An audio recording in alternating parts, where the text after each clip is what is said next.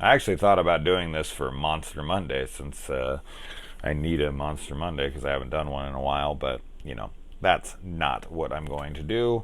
I am going to just talk about it as a regular review, as if there's a difference. There is not a difference, so it doesn't matter.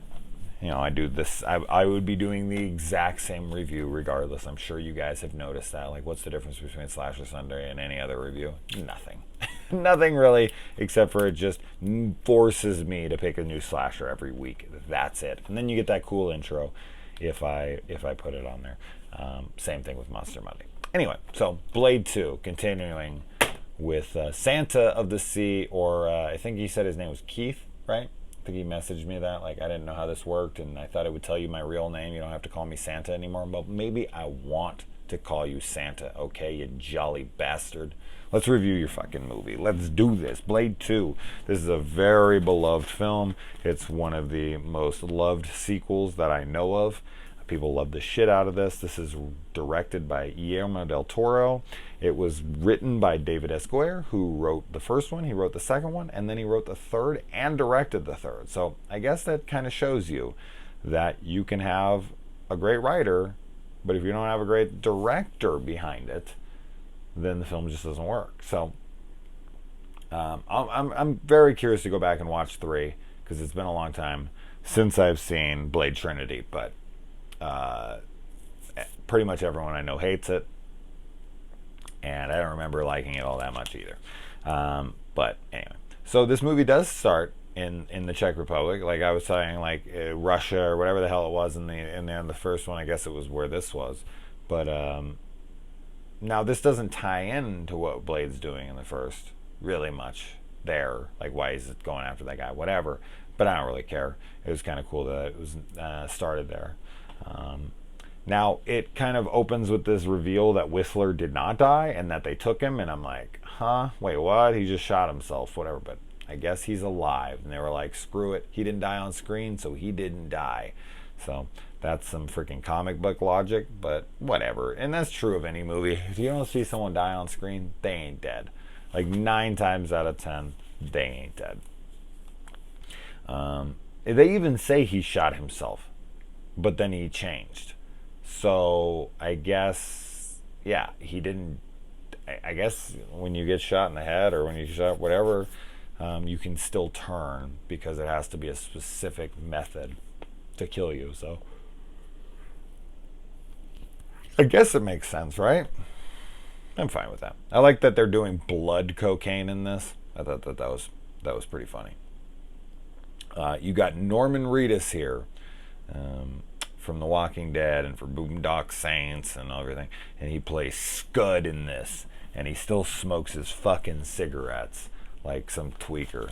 But I was kind of bummed that he ends up being, a mole, a spy, a freaking plants in this movie. I was a little bummed about that. I forgot that happened in this movie, and when it happened, I was like, oh, that's right. Scud's an asshole. Bummer. I like Scud. So that was kind of a shame that he duped us like that. But he sure shit didn't dupe Blade.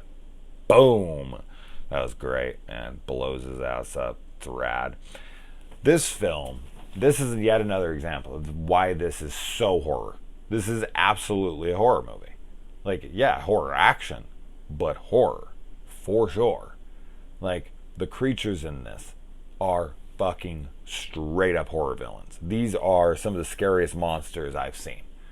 And they kind of remind me of The Strain a whole hell of a lot, which was, created by Guillermo del Toro, so it makes sense. It's almost like a spin-off of Blade. But all that being said, like the way that the bone breaks apart here, then they analyze it. They're like, oh, the mandible bone is gone, and it's like broken apart, and like it opens up, and there's this like tentacle freaking thing that latches on. It's gnarly looking. Yeah, there's some shitty CGI here and there with a lot of things. I don't really care. It doesn't really hurt the film for me. I know it's a product of its time, this and that, and some of the fight sequences are like straight up CG. Although people don't complain about that, but then they do complain about it in The Matrix Reloaded when these came out around the same time. Like, they're like, oh, Neo looks like a computer game and he's flying around like that. And it's like, I don't hear anybody say that about Blade 2. And that same shit happens here. That is clearly CG Blade flipping around and fighting like that. So where's all the hate there? And people, oh, well, that was a good movie and this is a shit movie. Okay.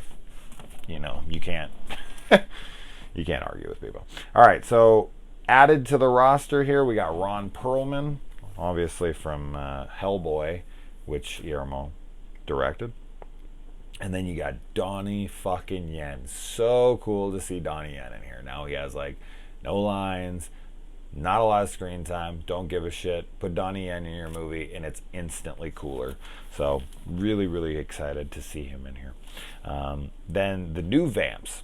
So this is a team-up movie. This is the enemy of my enemy is my friend kind of concept. We got to take down these guys, and this is all some big plant from the beginning just to get Blade, blah, blah, blah. We kind of know it's coming, and I like when they have their dialogue, Whistler and Blade and Scud, and they're like, what do you think? And he's like, oh, they're going to fuck us the first chance you get. But he's like, tries to remain optimistic, like, what do you really think? And he's like, oh, they're going to fucking screw us. I thought that was pretty funny. The dialogue in this is pretty funny throughout. It's just a great sequel. It really is. It's just a great sequel.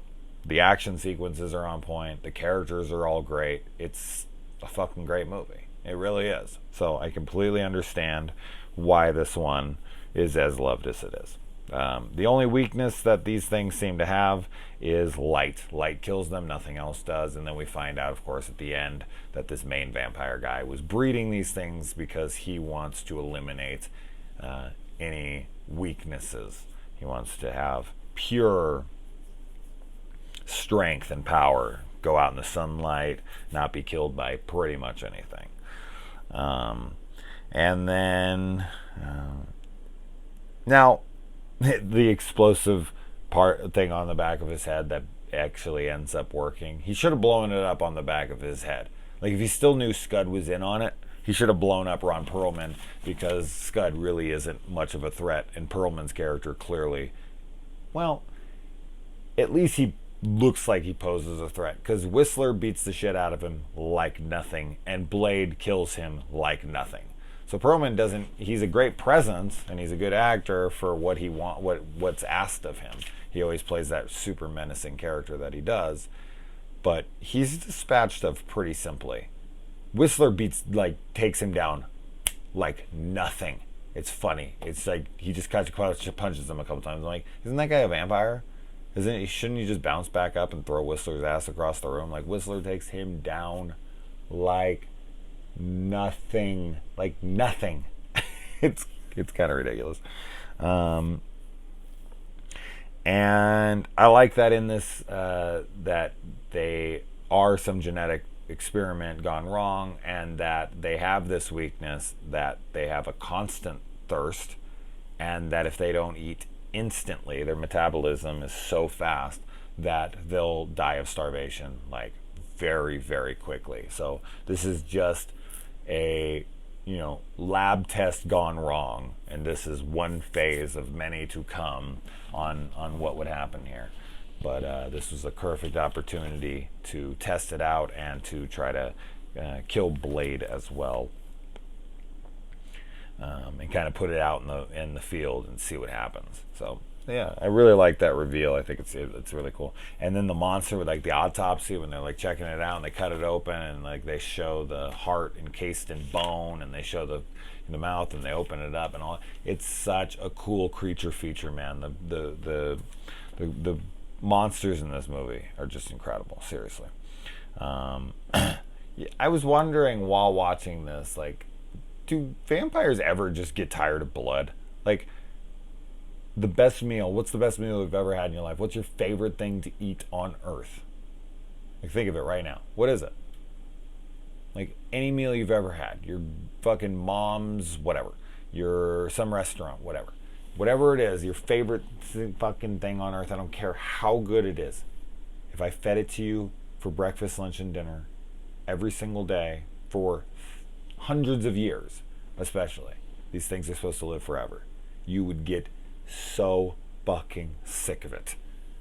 So I have to wonder if like these guys are like kind of come up with different recipes of like how to make blood different.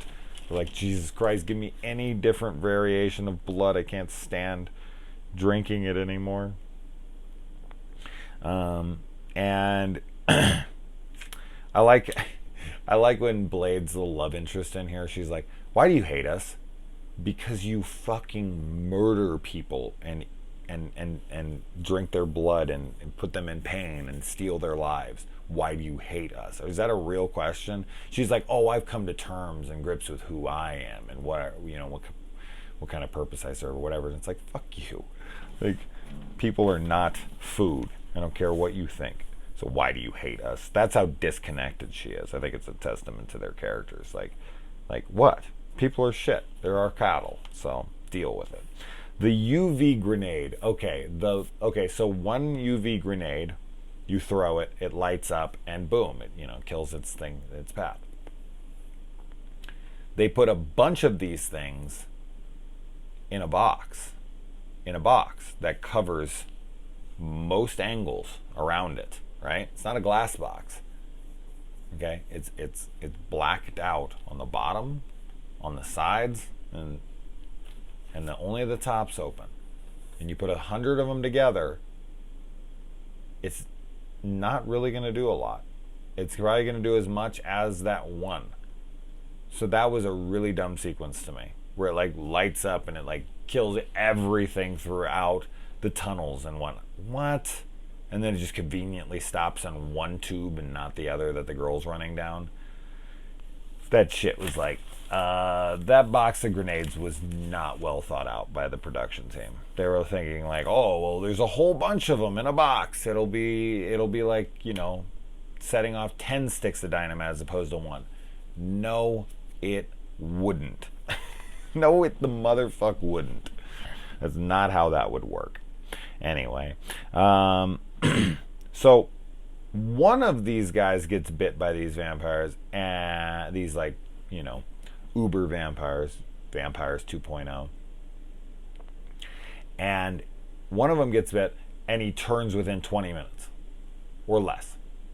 Then this big barbarian dude with his little cute redheaded girlfriend, it takes him like 24 hours to change? Is this just because he's buffer and it takes longer to go through his system than the other guy? Like, I don't understand that one. I was like, why is this guy fine for over a day?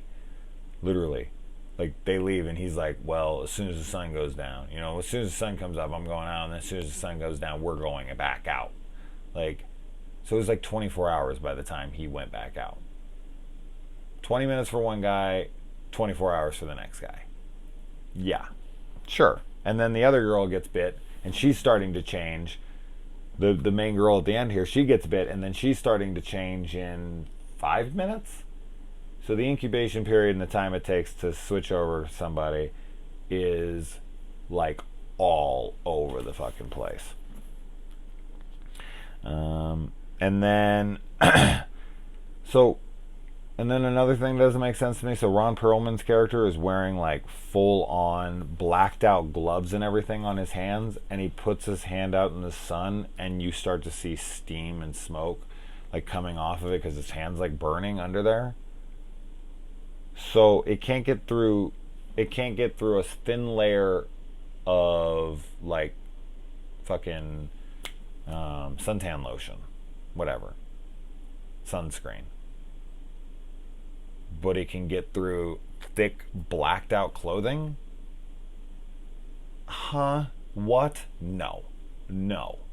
If Steven Dorff can stand out there with sunscreen on, then I'm pretty sure a blacked leather glove would not burn your hand. Like, you could run around outside in a full suit like that with the motorcycle helmets like they have on earlier in the movie, and they'd be fine.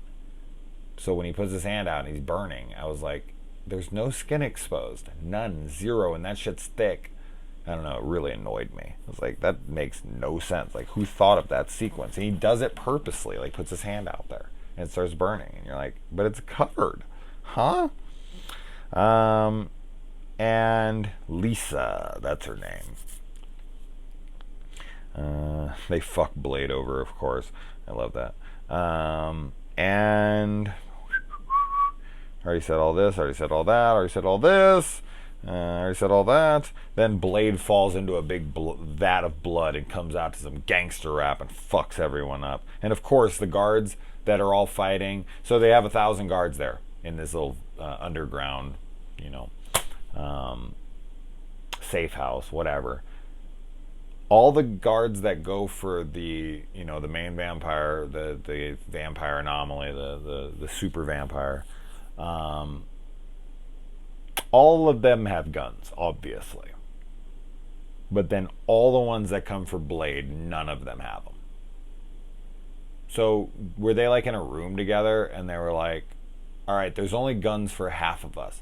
And it's like, well, there's the super vampire. And everyone's like, but there's Blade. And it's like, I mean, we could just divvy up the guns and you could take half and we could take half. And then half of us would be unarmed in both of the groups. But you know what? We're just going to take all the guns. You guys go fight Blade without any guns.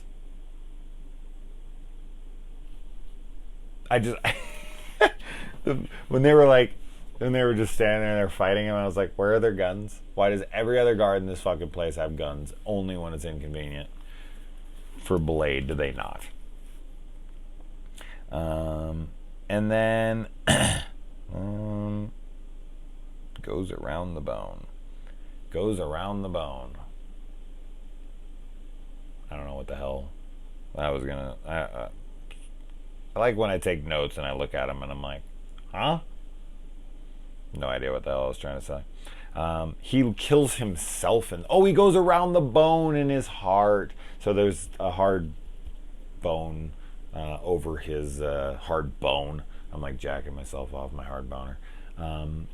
There's an open spot of the heart that he can get to if he sticks it into the side there, and the dude actually kills himself in the end. Like, he's killed his dad and he killed his sister and he's killed everyone who's hurt him, and he's fulfilled, so he just like pushes it in, which I thought was kind of cool that he executes himself.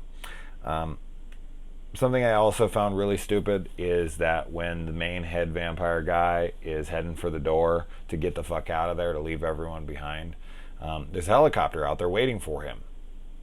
Then the shutters close, and then about 5 minutes later, Blade opens back the shutters up, and the helicopter's gone, and his entire army's just gone. They're like, oh, the shutter's closed. I guess we weren't needed. We'll just go home. Huh? Why aren't those guys still out there? Like, that made no sense at all. They were just like, oh, the door's closed. I guess we won't wait. Like, what? Of course they would wait. That guy would probably is going to open those doors in like 2 minutes and need to come out again. Like, why would they leave? It makes no sense at all. But whatever. And then you get the beautiful sunrise of the vampire dying, in the sunset that she's never seen or hasn't seen. Yeah, she's never seen it because she's born a vampire. Hot chick, by the way. Real pretty lady. But we've seen this before. I think that's how Thirst ends, if I remember correctly. It's a great film. It's been a little while since I watched it. I need to do that for a Monster Monday at some point. But anyways, I've been reviewing for like fucking 2 straight hours. I gotta go to bed. All right, guys. Thank you to Santa. I'm calling you Santa. I'm sticking to it. It's Keith, right? If I remember correctly. Keith. Thank you, Keith. Thank you, Santa. Santa Keith. Keith Santa. Yeah, whatever.